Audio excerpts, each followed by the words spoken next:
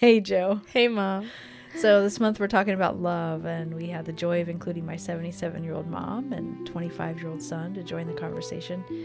We wanted to create a multi-generational space and dig deep into the experience of love. Yeah, it was so great. We got to dig into the different forms and types of love, what we thought about the essence of love and the origins of those beliefs. We also got into social media and its impact on how younger generations experience love and kind of affects the way that they communicate and interact. Yeah, at one point my son Brendan made the comment that the future looks dire. It was really great to see how just through this one conversation we had, we were able to come around to a super hopeful view of the future.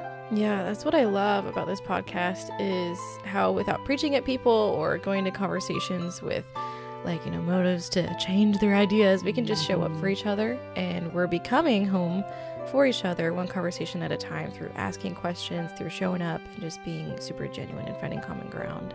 Yeah, I mean, my mom grew up in a super different time, and she's formed her own beliefs through her experiences, and honestly a lot of them clash with different perspectives of the younger generations. And I had a couple concerns leading into this conversation that there would be so much tension that something could erupt, but it was so beautiful to be part of a 2-hour moment in time where these differing opinions and experiences and perspectives could just be shared and respected. It was a great conversation. Absolutely, it was. It is super important that this series of episodes is listened to or watched on YouTube, just in order, because the conversation really does grow and build on the foundation of each previous idea and conversation that we have. So for our listeners, please make sure that you start with love part 1 and work your way through the conversation in order, just to really understand our heart behind what each person is sharing. For sure. All right, now let's get into it. Well, thank you guys so much for being here. I'm so excited to talk about love this month. Just as an intro for any listeners and watchers, we've got my mom with us today, Phyllis. My mom is the cutest thing on the planet.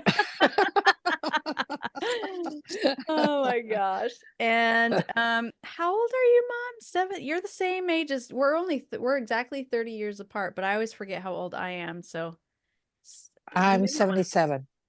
it's important to tell people because this is about generations and what we went through. So I'm sorry to put you out there like that, but you should Not a be problem. proud of your I am. 77 I'm years. proud I lived this long. Yes, ma'am. You're still here. Still I'm here, still kicking. Still kicking. going strong. Still going strong. Still doing it. And we've got my son here as well. This is a family affair podcast. So if this is your first time to the podcast, I'm Charlene, and this is Joellen to my right here with me, and she is my daughter-in-law, and we do the podcast together, Becoming Home Together. This is my brother-in-law. Oh, that's below. That's my brother-in-law, not my husband. Right. Hey. I should say that because down below there on the screen, if you're watching on YouTube, we've got Brendan, my older son, who is Joellen's husband's big brother.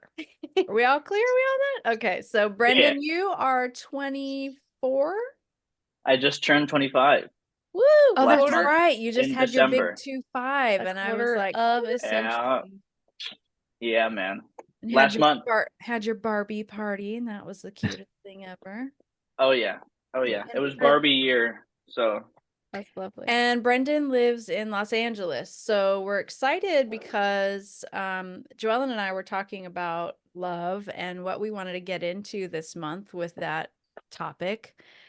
And the conversation was really great. It got into, like different ways that culture colors love, or does love color culture, or kind of, what is that? And just the differences that different people are experiencing with love right now. It feels like people Brendan's age and your age, you're the same age-ish. That age range is kind of going through this kind of redefinition of love and what it looks like to express it and to feel it and to heal from some of the pain of it.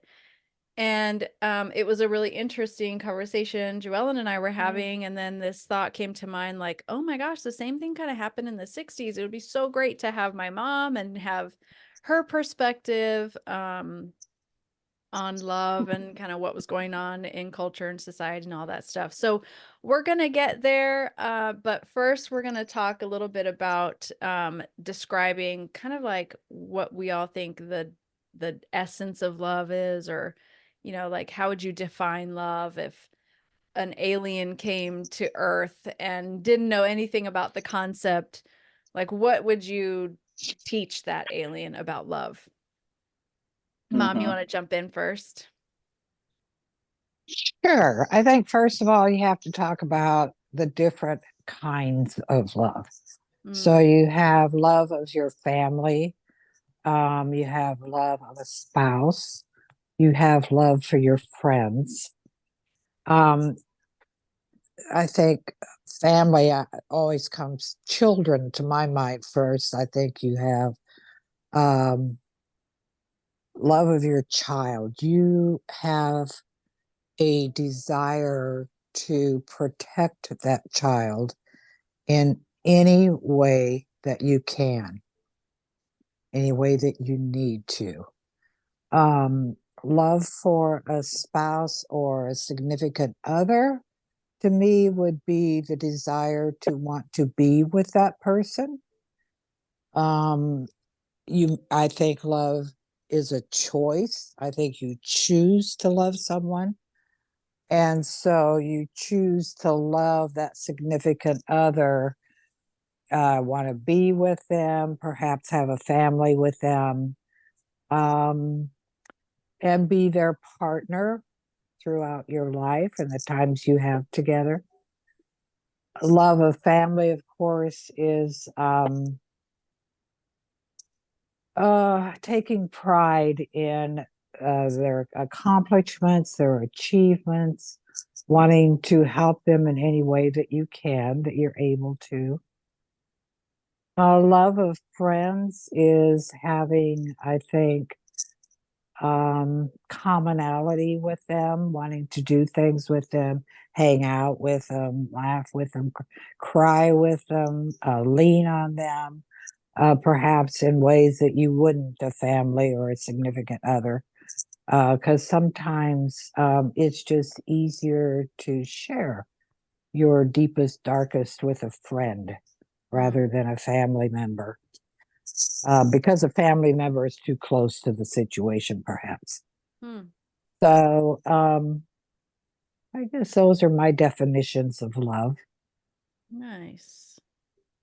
I have so many questions in there, but I'm gonna shelf them right now. Go ahead, Brendan. One straight to the other. Yeah, yeah. Yeah. Okay. Well, my I would define love as kind of like my grandma was saying, is like a choice. I don't think it's a feeling. I feel like those kinds of the butterflies in our stomach when it comes to uh maybe someone that we're like attracted to or a friend. I feel like those are very very momentary feelings in Mm, that specific moment. But when it comes to love, I think that love is it's a commitment that you make. It's something that you make a priority in your life, like a high priority, and something that you are constantly working to improve and get better at, whether that's like a love for a passion that you have for I don't know, an activity or a work, or things like going and exercising or starting like a healthy diet. I think it's a lot of consistency, and that those things can be applied to like relationships too. When it comes to someone that you love, I think that requires a lot of work and a lot of consistency, even when you don't want to do it. Right? I feel like it's kind of showing up to the gym. I see those as very similar things, like love with a partner or love for maybe yourself or this activity. I feel like those are all love is intertwined with all of that, and I think it's definitely a decision time that you make for these different things that really matter to you. And if it doesn't, if these things that you say that you love but don't really take up that much time in your life in the end, I feel like it's just something that sounds nice rather than something that you actually love. Because if you really loved it, then you'd be putting, a lot of your work and your time into it. Hmm. So I think that's I think that's what love is to me in my head. Hmm. For yeah, when I think about it in terms of anything really, I think it all could be applied to relationships, or yeah, like I was saying, things Mhm. that you enjoy to do. I think it just takes a lot of your time, a lot of your energy, a lot of consistency, and sacrifice as well. It takes a Hmm. lot of sacrifice to do those things and to make them happen, even when you may not want to do them. You know what I mean? Hmm. Yeah. That's good. We put this thing out on Facebook. When I was starting to really think about love, I said, "What's your favorite thing about love?" So I wanted to share what some of those some of the responses that came in, and see if we can kind of compare it to what we've stated so far. Hey, Mom. I'm having so much fun doing this podcast with you. Thank you so much for being open to the idea of a podcast. Just a project that is centered around vulnerable conversations and showing up for other people.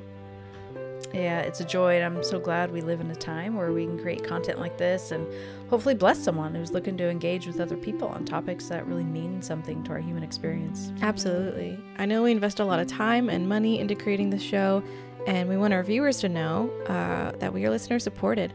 So if this episode has been helpful or entertaining in some way, would you consider buying the show a coffee? Yeah, it's a fun way to support the project and help us know that it blessed you. If buying a coffee, though, isn't something you can do right now, we'd love it if you would rate and share the show episodes on your own social media and help us reach more people. Yes, we'd really appreciate all the prayers, good vibes, whether you buy us a coffee or share the content. We just want you to know we value you and your presence, and we can't wait to see where this project goes. All right, check the show notes for links on how to buy us a coffee, but for now, let's get back to the conversation. So, some of the responses were ultimate joy, ultimate pain, or at least the risk of pain. So joy, or love rather, comes with risk. So that was interesting to me. Another person said the unconditionalness of love, they really like or appreciate. Love never fails, somebody else said. Love doesn't need anything. So like love itself has no needs. It doesn't demand or control, but it does require our participation, someone said. Another person said it has healthy boundaries, meaning you're not a doormat, you're not domineering. Someone else said patience. A sweet friend of mine said bliss. And if you know this friend, it just would make you smile. She is she has always been someone I wanted to be when I grew up. Seeing the way that she would always she would light up when her husband showed up. She and I worked together I know who you're talking about. in the homeschool world, and Oh whenever yeah. her husband would show up, oh my gosh, it was like a celebration. Like she hadn't seen him in weeks, even though they had just seen each other that first, that morning.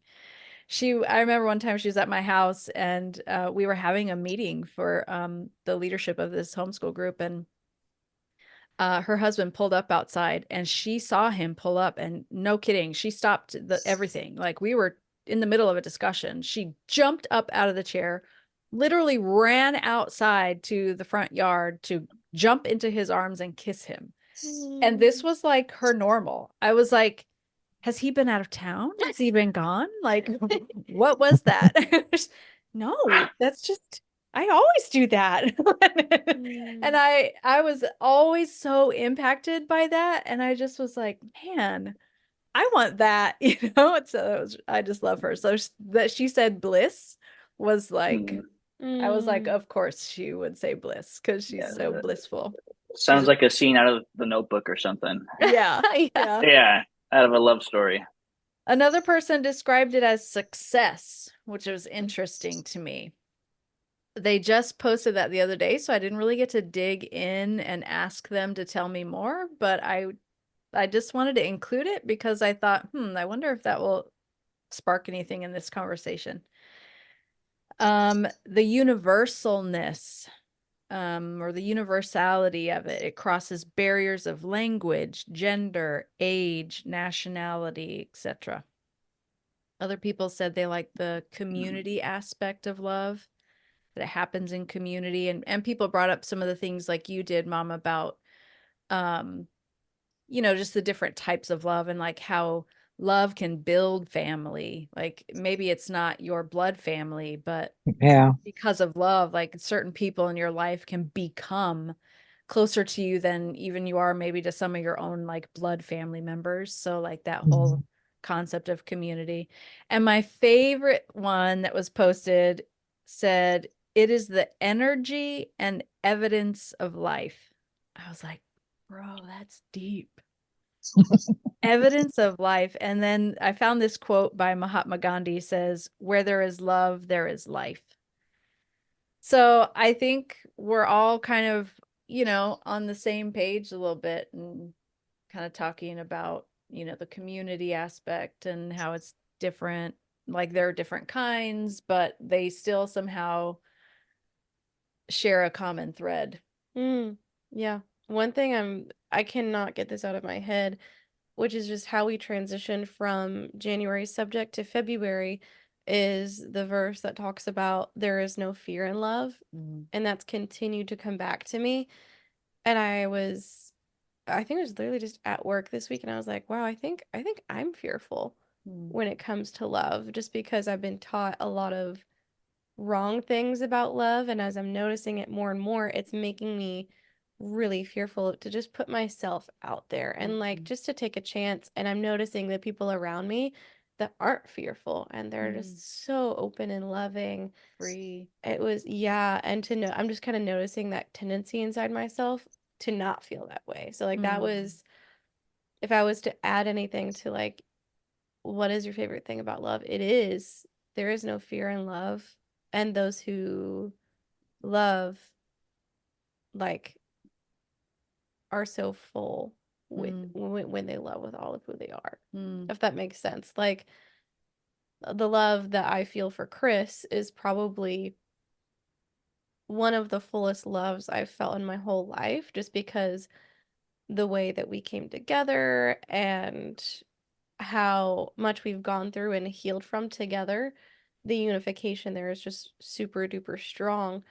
So, like, just the freeness and love in that relationship is the most stable that I've ever felt.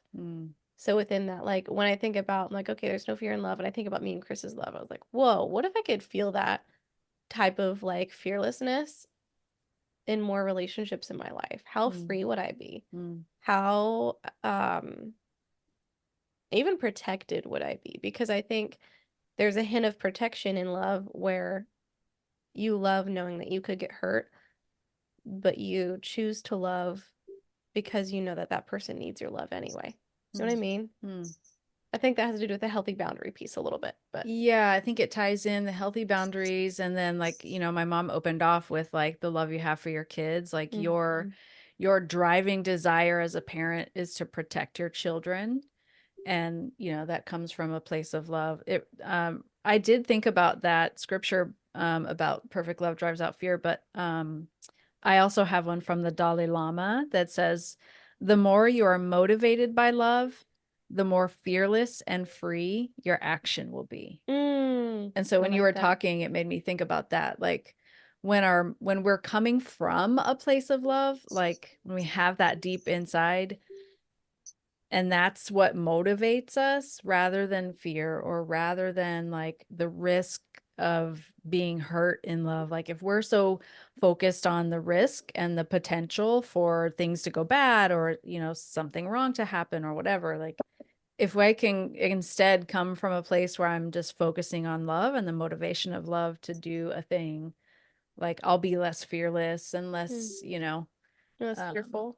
yeah. No, where is it? I'm sorry. Maybe. Yeah, less fearful. Did I say less fearless? Uh-huh. I'm sorry, less fearful and like more free. But I feel tension in that, Mom, because I go back to what you were saying about like wanting to protect your kids. And I I worried so much about my boys when they were growing up. I was so worried that they would get involved with some of the things that I got involved with, or that it would be worse, because it seems like every generation has like harder things to deal with than even the one before. Like kids these days can't even play outside without being afraid of being snatched up by somebody in a black van. You know what I mean? Like, you know Yeah, yeah. what I mean? It's Yeah. freaking nuts. That stuff just Well, yeah, didn't that and happen. like, well, that and like, I think especially with like the internet being a big thing, being afraid of, their, I don't know, their information being just leaked out there somewhere, Yeah.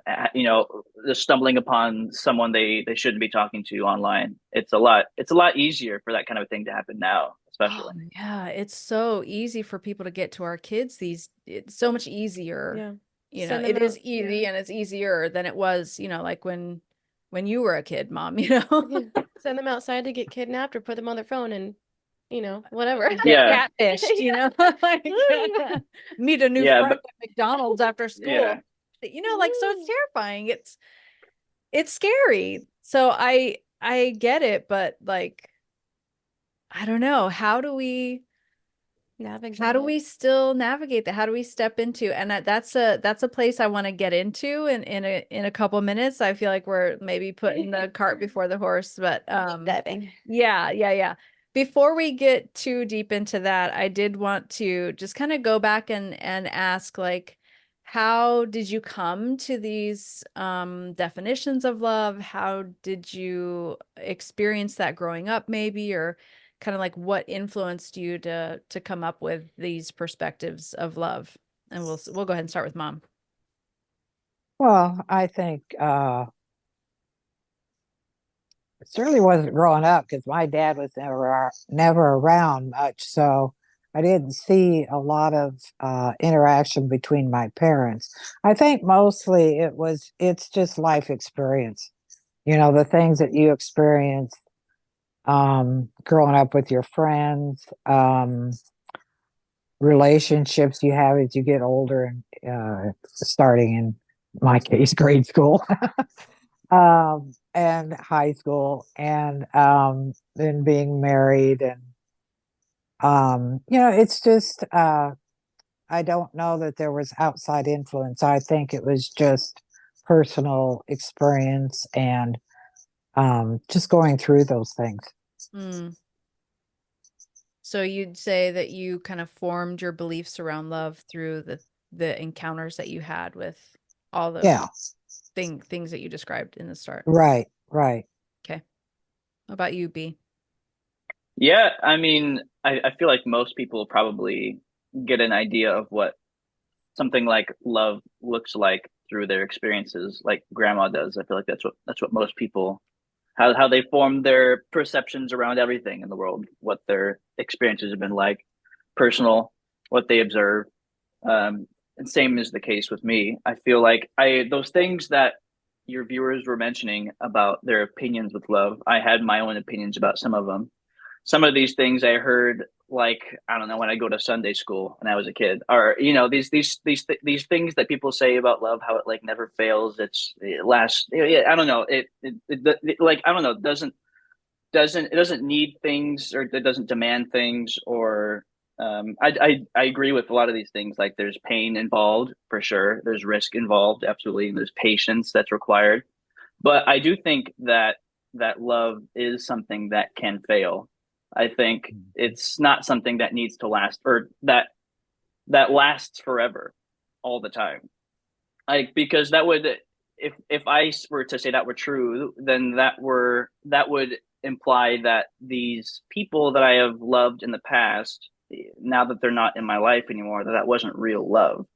Hmm. And I would say that it was, because I mean, I know it was. So, but and it may not have worked out, but and that's okay. But I mean, I can't say that it wasn't love.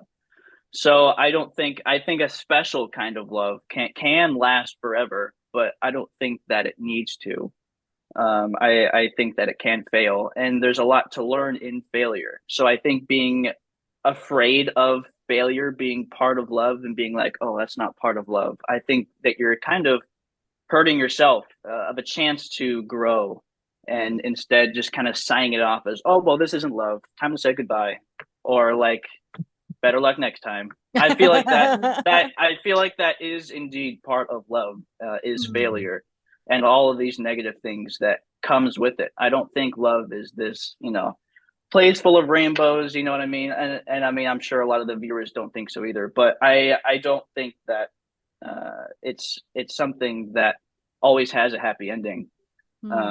So that was just a few of the thoughts that I had, kind of going from earlier, and that has, what I've been saying ties into my own personal experience. I've been in a couple of different relationships with people, like romantically and even love, all different types of love. So romantic love, love with very good friends, love with family. So a lot of different experiences, and a lot of them have not gone the way that I thought they would. So I feel like that has also tied into my thoughts and feelings about love and how I approach it nowadays, because I don't think it lasts forever. Uh, it certainly can, if the work is there, I suppose, to make it that. But I also don't think that kind of pressure is necessary, because then that just puts a lot of pressure on whatever situation you may be in with someone. Like, I guess, going and giving an example, there may be someone in my life that there was someone in my life that I really cared about, really wanted to make things work, and I was willing to sacrifice a lot. But it got to a point where I was sacrificing the wrong things, sacrificing too much, and I began to lose myself in the process. And yeah, to when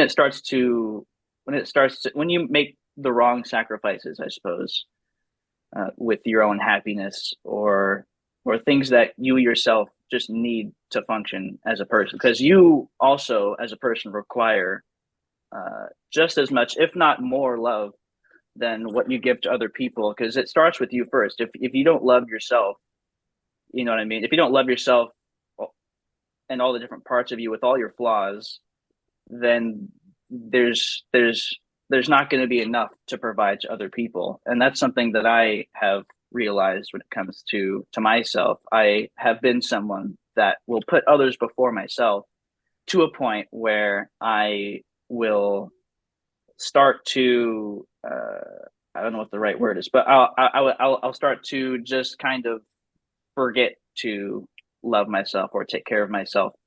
So I think that, yeah, loving yourself first before you put love in other people is something that is very important.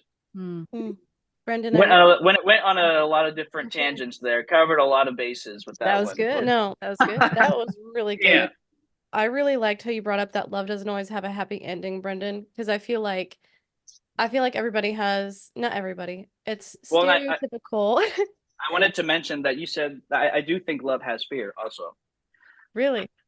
Oh yeah, absolutely. Because then if no one was afraid, then I don't think that's love, personally. And there wouldn't necessarily be as much risk in it either if you're not afraid. Exactly. There's no sacrifice. That takes away the whole reason for a sacrifice. Sacrifice is kind of just giving up something that you don't really want to give up, something that you may be afraid of giving up.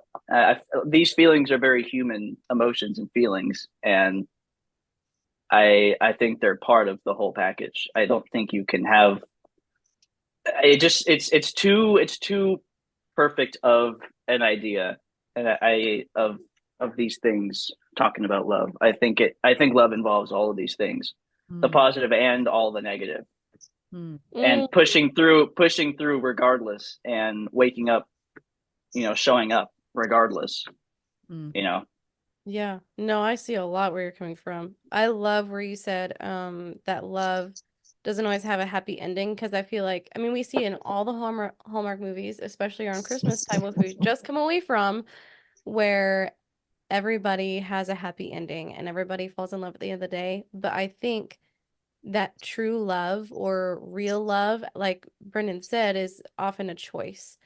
And sometimes the best choice you can make and the best way to love somebody is to let them go.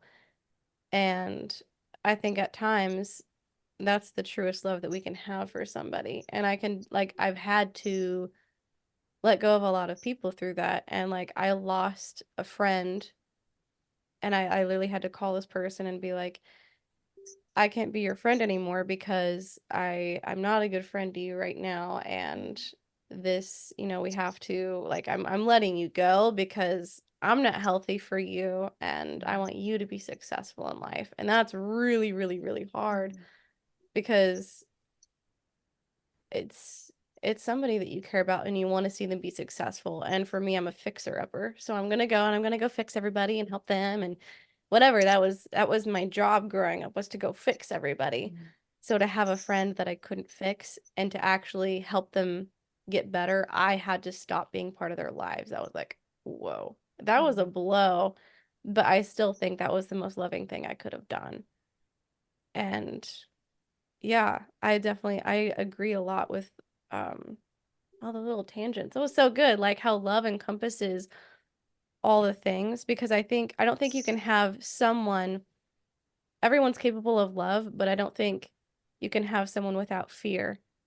I think everybody feels fear and love. So like I agree with what Brennan's saying, that like you can't love without feeling fear, but love, I think that love can possibly say to fear that like, hey, this is okay. Or like, hey, here's where we need to go. Because fear, there are kinds of fear that are healthy and there's kinds of fear that's not healthy. And I feel like love is able to embrace that healthy fear of like, yes, there's risk. Yes, this could fail, but this is worth it. Or let's sacrifice this. Or, oh, we're feeling fear like we're losing ourselves. Let's pay attention to that and direct the love to ourselves. You know what I mean? Yeah. Yeah, Yeah, I think it's a lot of sacrifice. When the fear comes up, I think that's a healthy thing, because when that fear shows up, you're going out of your comfort zone, and so you're doing a sacrifice by, oh, I'm terrified, but I'm sacrificing my own personal feelings of feeling safe in order to experience this thing that will be beneficial for everyone involved, will help me grow, help this other person grow, in all these different areas, whether it's like your own personal growth, with your feelings, or working with someone else. So I think it's a kind of a circle. So I think it's good, and I, like you were saying, Joe, I think it's how you, uh, I guess how you approach and deal with those feelings of fear that ultimately decide whether it's like a positive or negative, or if it controls you or not. It's up to you. Yeah. It's making me wonder though if we're how do I want to put this? If we are on to something, let me say it this way. This idea that there's fear in love, I'm questioning, because I get that there's a relationship between the two, that fear and love are in a relationship, because we have all these experiences through our life, like you were talking about, Mom, like you've had more experiences than anyone here at the table. So you have, this Olympic sized pool of experience, and I happen to know that there's a lot in there that has been painful. And so in the painful deep end of the pool, there's all these things that we can attach to love, right? Like, but I'm wondering if we are saying the right thing about love itself, like as an essence in and of itself. I understand that love and fear are in relationship and they affect each other. And I think of like the yin yang symbol, where there's darkness in light and there's light in darkness. So I understand this relationship between the two. And it's almost like you can't know one without the other, almost like two sides of the same coin or something like that. Like, people had said, that you can't step into love without risk, without being willing to risk something, risk hurt, pain, trauma. I don't know, but I'm wondering if that means that love there, because your comment, Brendan, was there is fear in love. So I'm trying to really understand if if that's true, because we hear things like perfect love drives out fear. So like they're two individual things, but I definitely hear that they're in a relationship. But I wanted to get mom's thoughts on, like, you've been through all these experiences. If you kind of look back and see uh your life and your experiences, whether it be with work or a romantic relationship or with your kids or your family or whatever, the times that you felt like you were wrapped up in love, you were engaged most in love, um what role did fear play there for you? Or like, do you think they were the same or enmeshed, or how would you distinguish the two, or how could you describe that relationship between the two, maybe? Um, as you know, I've been married 3 times. I think of the three, I loved one of them, truly loved one of them. And I don't really agree with Brendan in the fear in love. For me, I think it's more a fear of love. And I say that because you don't know what that love or loving someone or something, you really don't know what the outcome is going to be or what it's going to bring to you. Um, so I don't know that that answered your question. I think I went into um, loving with um, positive feelings, but at the same time being afraid of what the outcome was going to be in the end because I knew there were issues involved. And so that was just on relationships, though. Mm. So when you think about um, uh, all of my jobs that I've had, I have absolutely loved. Um, no negative stuff going on there. So I didn't have that issue. Um, Relationships, yes, I've had issues with relationships. And a lot of that was my own stupidity. I don't know how to pronounce the word, but I was so naive in a lot of areas. And so, Mm. you know, Yeah, I think you're leading to me in beautifully into the next idea, because um I know that you grew up in a very different time. Our world was in a different place when you were young and you were, getting married for the first time or a second time, and or um third time.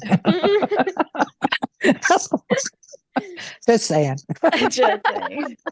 But like, in those earlier years, when you got married to your first husband, I know that was like you were very young. It was only like a year or less. And then the second one was a very different situation. But, at that time of your life, the culture and society, culture and society has always had different expectations, especially of women, and how we are to show love and how, we are expected to behave um, in relationships or at work. Like we couldn't even have certain types of jobs. So the fact that you loved all your jobs is like a massive blessing, like a lot of people Mhm. hate the work that they do. So After 77 years, I loved all my jobs. I'm like, wow. yeah, that's a Mhm. massive, it's a big thing. So that's awesome. But like, talk a little bit about,